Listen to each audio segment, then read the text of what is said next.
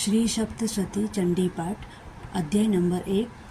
તપસ્યા કરતા માર્કંડ ઋષિએ ભગવાન વ્યાસના શિષ્ય જૈમિની ઋષિને એક વખત પૂછ્યું કે હે મહર્ષિ, આ સર્વે જગતમાં સ્થાવર રૂપે ત્રણેય લોકમાં ચંડિકા વ્યાપી રહેલા છે, તેમની ઉત્પત્તિ વિશે મને સવિસ્તાર કહો।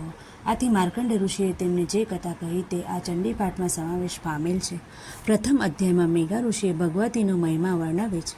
આ કથામાં ચૈત્રવંશ સુરથ રાજા રાજ્ય કરતો હતો। તેણે પોતાના પાડોશી કોલના રાજા સાથે વેર હતું। કોલના રાજાએ સુરતના રાજ્ય ઉપર આક્રમણ કરી તેમને હરાવ્યા। આથી બળહીન બનેલ સુરત રાજાના મંત્રીઓએ તેમનો ધનભંડાર કબજે કર્યો, જેથી શિકાર કરવાને બહાને સુરત રાજા રાજ્ય બહાર નીકળી જંગલમાં જાય છે। ત્યાં તે મેઘા ઋષિના આશ્રમમાં આશરો લે છે। રાજા પોતાની વિપત કથા ઋષિને કહે છે। ત્યાં નજીકમાં નગરમાંથી સમાધિ નામનો વૈશ્ય રાજા આવે છે। સુરથ રાજા અને વૈશ્યનો ભેટો થાય છે। બંને પોતપોતાની કહાણી કહે છે।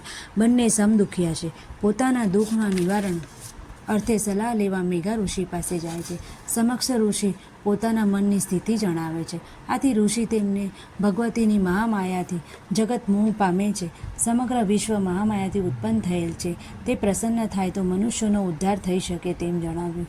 આથી રાજા સુરત ભગવતી મહામાયા કોણ છે, તેમનું પ્રાગટ્ય કેવી રીતે થયું, સ્વરૂપ કેવું છે, પ્રભાવ કેવું છે, આદિ વિગતોથી પૂર્ણ એવું તેમનું ચરિત્ર સાંભળવા ઈચ્છા વ્યક્ત કરે છે, જેથી મેઘા ઋષિ તેમની સમક્ષ ભગવતીની કથા કહે છે।